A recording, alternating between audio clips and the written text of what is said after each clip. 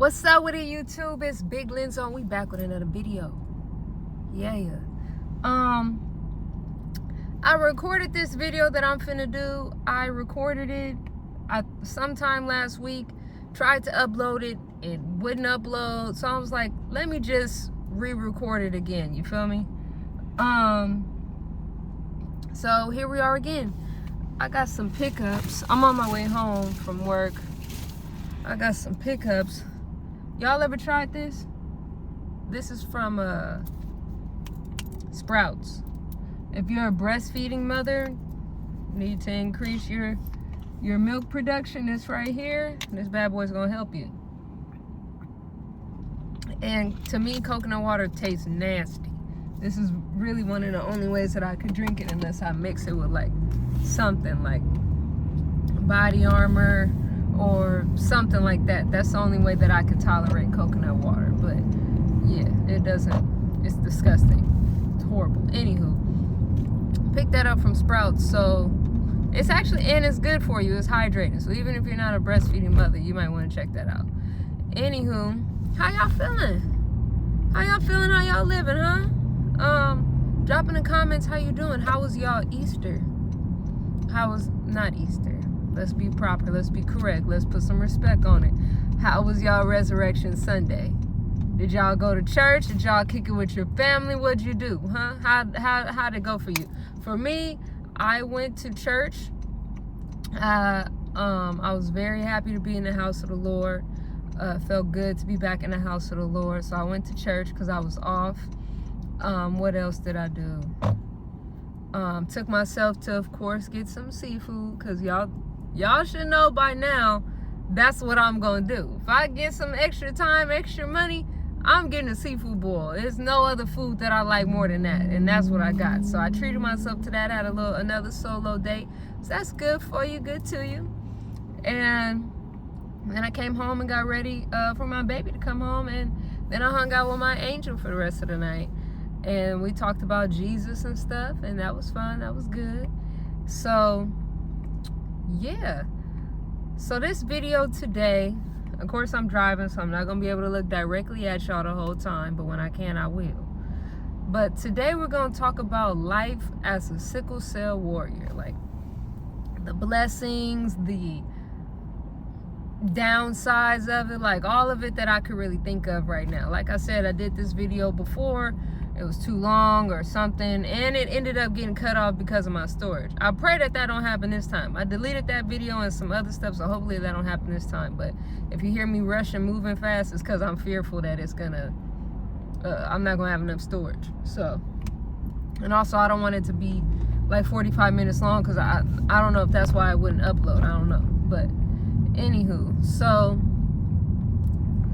let's talk about what sickle cell disease is. So for those of y'all who don't know, sickle cell disease is where some of my red blood cells are shaped like a banana, like a crescent moon. So, and they're not like jelly like a regular circle red blood cell will be. So when it's moving through the veins, it could get stuck, and it causes this crazy intense pain. It's like, my homegirl Robin described it to me today, like pushing rocks through your blood or something like that. And like for me, it's like they cutting, yanking, twisting, turning, pulling your joints, muscles, tendons, bones, all that type of stuff, burning all at the same time. And it's like a pulsating feeling. And when that and sometimes that pulsation gets stronger, and that just like takes you out, like legit. It makes me scream. I'm not even gonna lie to you. Like I'd be hollering. Especially depending on where it is. Like, you know, like if you can have it anywhere, a sickle cell crisis, that the blood flows. So I've had them in my arms. I've had them in my legs. I've had one time when my grandma passed away. That was, in terms of like positioning, that was the worst one, because it was in my arm, both my legs, and my back that I was having a crisis all at the same time. So that was tough. That was tough. Plus going through the process of grieving my grandmother and stuff like that. That was tough. But the worst one I ever had was when I was pregnant. And that was the longest one. That one lasted legit. I was in the hospital for about 2.5 weeks with that one. And that one was the worst one because it was like what I normally get to help me with the pain if I have to go to the hospital. Because sometimes I don't always have to go to the hospital to get the sickle cell crisis under control. But in this instance, I did.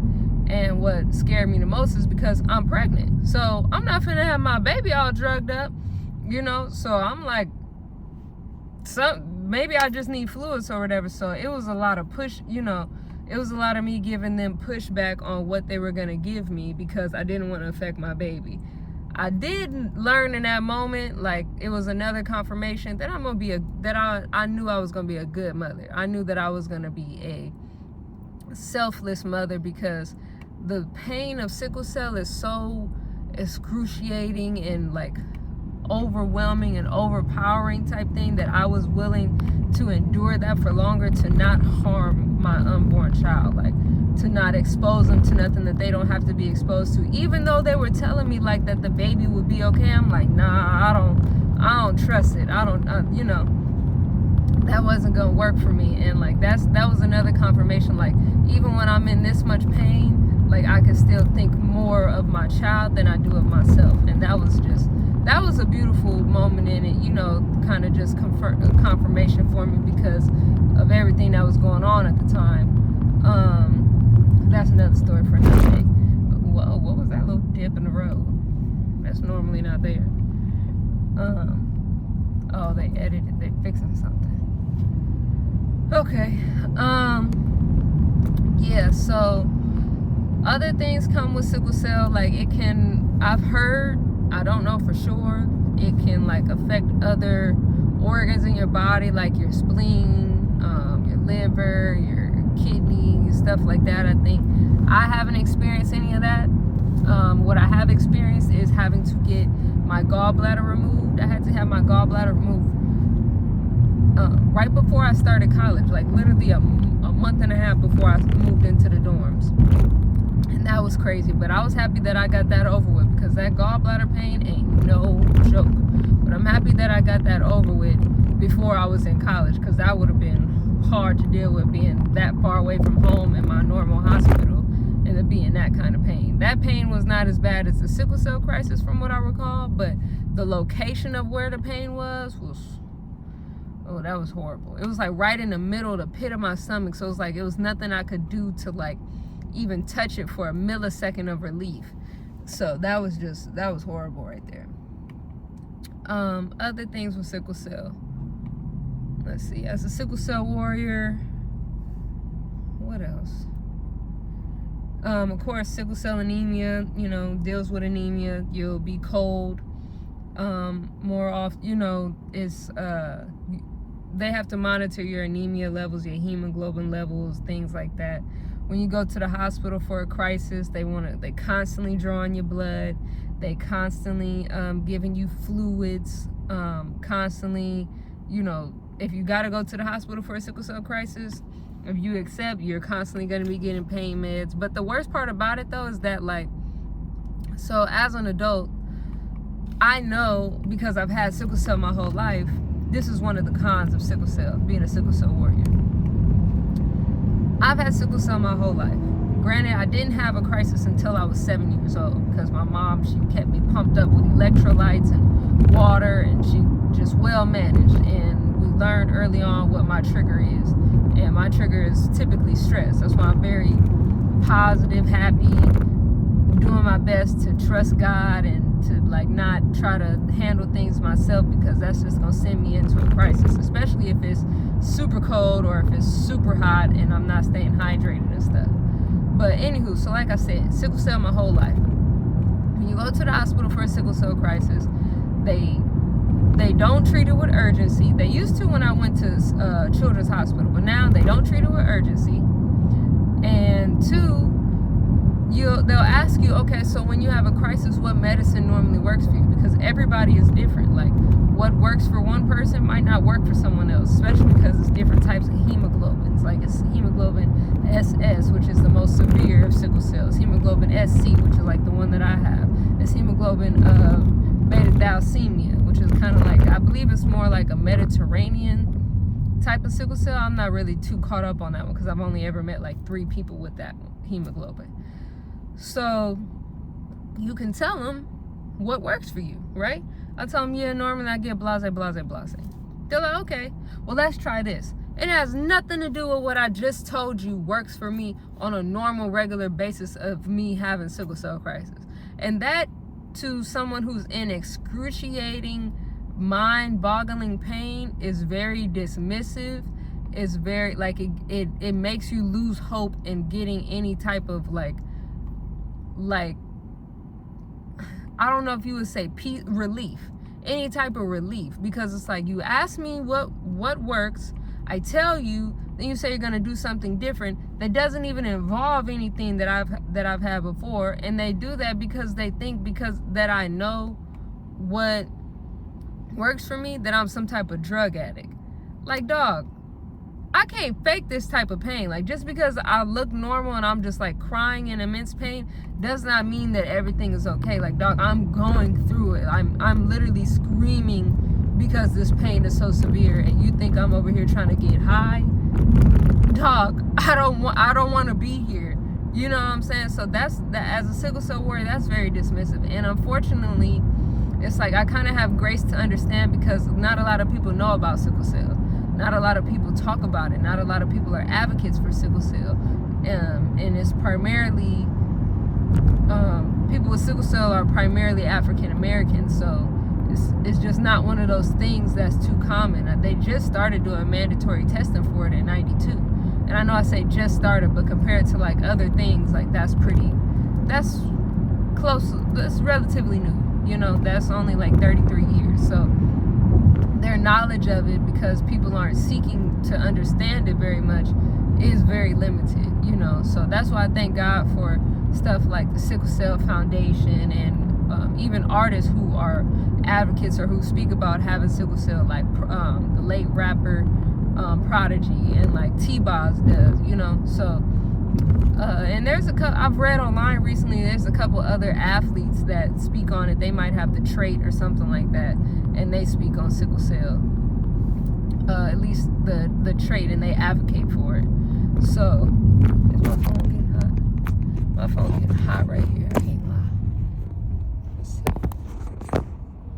Yeah, I guess we could keep you right there for a minute. You can't really see me. But it's only because my phone is getting hot, y'all. And I don't want it to cut off. Where I have my mount is right in the sun. What else? Let's see. I don't have nothing. I'll just hold it like this. Let's see. So that's one thing that's very frustrating about it, about having sickle cell. That's one of the, like, that's not a fear, but just like a concern, or just one of the downsides, the negatives of having sickle cell. Another one is, like, I can't go skydiving. That makes me very upset. I would love to go skydiving, and I can't, because they say when you have sickle cell, you're not supposed to be in high altitudes without being in a pressurized vehicle. So if I'm not in an airplane or a helicopter, I can't be in the sky like that. So that's frustrating for someone like me, because I really want to skydive. And to be honest, when I think about it in this moment, I don't know if I want to skydive because I know that I shouldn't do it, or if I actually want to do it. Because I don't remember if I've always wanted to skydive and then found out that I shouldn't do it, or if I just wanted to do it because I found out that I shouldn't do it. But I know people with sickle cell who have went skydiving, so I don't know. But I know I'm not going to go, because I'm not going to put my family through that. Because the way my grace is set up, I just might be the example that God uses as to why sickle cell warriors should not go skydiving. And I'm cool on that. I got a daughter. What's some other things? I think that having sickle cell kind of played a role into my fear of swimming, because when I had my first sickle cell crisis, I was at the beach with my cousins, and granted, I wasn't swimming, but I was like in and out the water, and the water was too cold, the day was too hot, and I wasn't staying hydrated enough, and ended up having a sickle cell crisis. And I think that plays a role in my fear of swimming. But I am going to get over my fear because I want my baby to know how to swim. So I'm going to take swimming classes again for the third time. Prayerfully, this is the charm. I'm going to take them with my baby once she is able to go swimming. Oh, man. I'm all caught up in this intersection. I can't lie. Praise God. Let's go.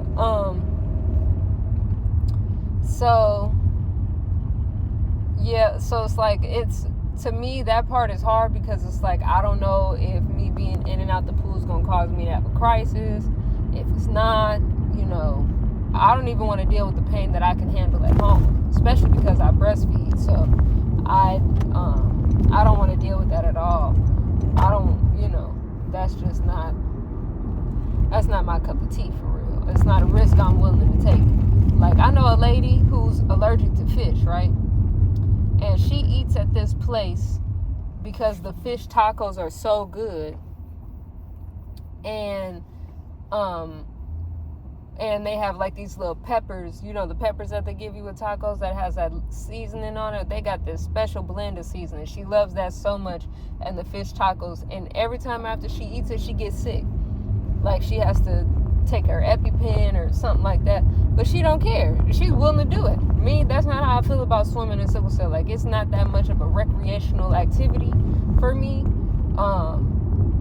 But for me to be risking that, but I do want to learn, especially in case of emergency for my baby, and to do something with her, but to get over that fear. So I'll do that. But I think that now doing this video, I realize that probably plays a role in why I have a fear of swimming, because I've taken swim lessons twice. I've almost drowned in my life 2 times. I've almost drowned 2 times, and I'm cool on that. That was crazy. I almost drowned once at my swimming lesson. Well, before the swimming lesson started, and yeah, I'm cool on all of that. So I think I would say that that's kind of like a negative to it, at least for me.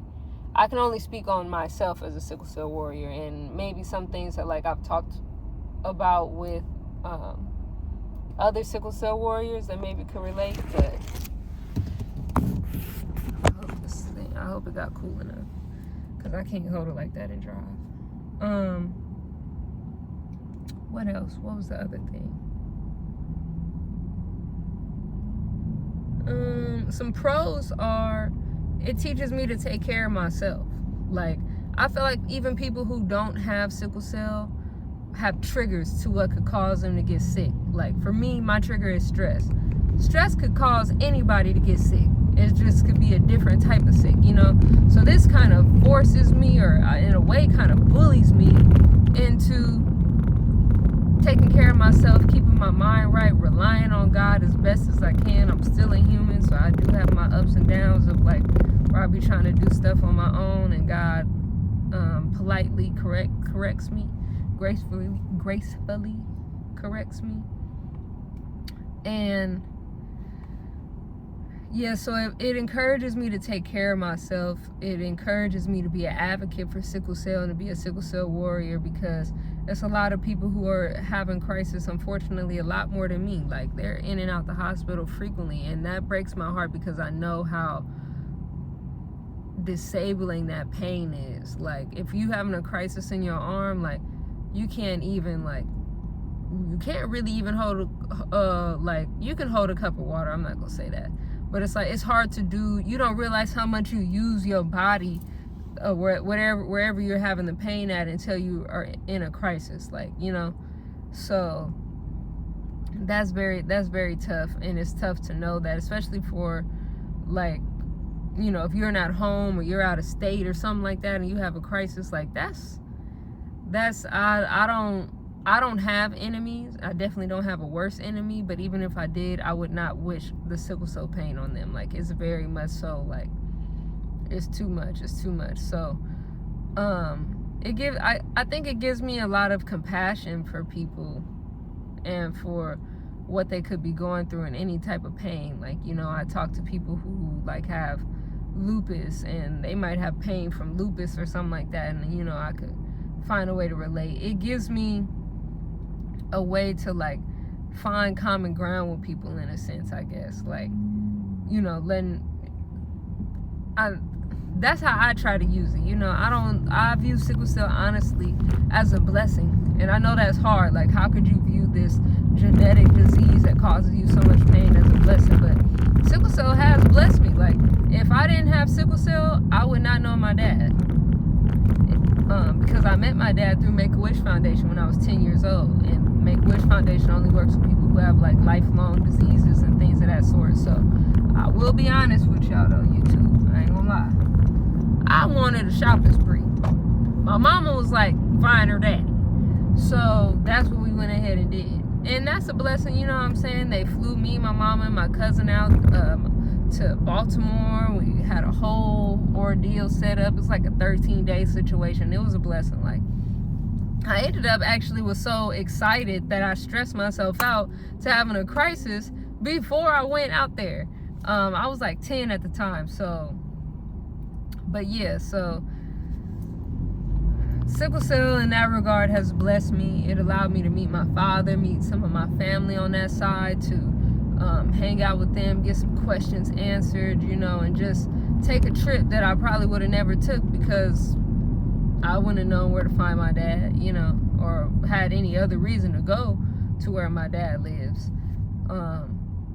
And it just exposed me to a lot of experiences, and it opened my heart up to, like, man, like, what Make-A-Wish Foundation did for me, I want to be able to do something like that for someone else, like offer them a life-changing, life-altering type of experience. Like, it really opened up my heart and my mind and gave me a lot of compassion that these people did this for me and do this for other people with different types of lifelong diseases for free. Like, they and it wasn't like, oh, it's a cheap flight and no. It was none of that. Like, everything was top shelf, top tier. Like, it's something even that me and my cousin, my mom, are gonna remember for the rest of our lives. And shout out to my mom for making me meet my dad. Because if I would have went on a shopping spree, I would not be able to fit none of those clothes or use none of those things. So I'm grateful for my mama having that wisdom and you know. Oh wow, a Tesla store. That's crazy. Yeah, so shout out to my mama for that. What else? Sickle cell. Like, when I do have a crisis, I try to still, like, have as much joy as possible. So even when I'm in there and I'm in excruciating pain, I'm like, God, like, I'm gonna let you handle this pain. I'm gonna try to, at least, because it really hurts and I can't stop thinking about it. But I want to represent you as much as possible. Like, if I can make these nurses laugh who are in here doing 12-hour shifts, if I could make the doctors laugh, or, you know, talk to them about God or something like that, like, cool, God, use me. You know, even in this situation where it's like, how in the world could I even think about talking about anything other than this pain? I talk about, you know, my great and mighty God. And so I try to focus more so on the positives. And sometimes the positives are situational, to be honest with you. Another negative for me is that when people find out I have sickle cell, they start to treat me different sometimes. Like, especially when I was young. So when I was young, they would treat me different, more so in a mean way. They were like, oh, what's that? Especially kids. You know, kids are mean. They're like, oh, you're going to give me sickle cell. And, you know, they act like it's contagious, and it doesn't work like that. But now, like, in adulthood, people are, like, more protective of me. Oh, and when I was younger, like, say me and my cousins, we got in trouble, right? My grandma would never whoop me. Even though we all did the same thing, she wouldn't whoop me. She would whoop them, but she was like, no, I'm not gonna whoop you. Your mama can whoop you. And I used to beg her to whoop me because her whoopings didn't look as bad as what my mama's actually were.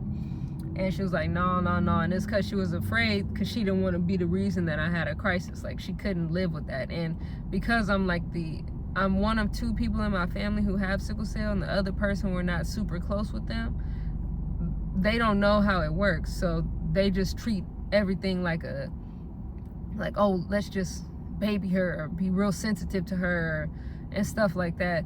And I personally, like me, I don't like that. I don't like to be babied, but I feel like maybe the fact that my family treated me like that made me go out into the world and work harder for everything. Like, I don't need stuff to be given to me. I can earn that type mentality, you know? So I will say that. And yeah, so even like at my job, not my job, but like at jobs that I've had before, they're like, oh, you know, is your sickle cell okay? And or someone finds out that I have sickle cell and they're all like, you okay? You good? You want, you know? And I don't like that. I don't like all that attention on me. And maybe, you know, for me, because I don't have crisis often, I've went at times, like before I was all stressed out while I was pregnant and stuff, like I went years without having a sickle cell crisis.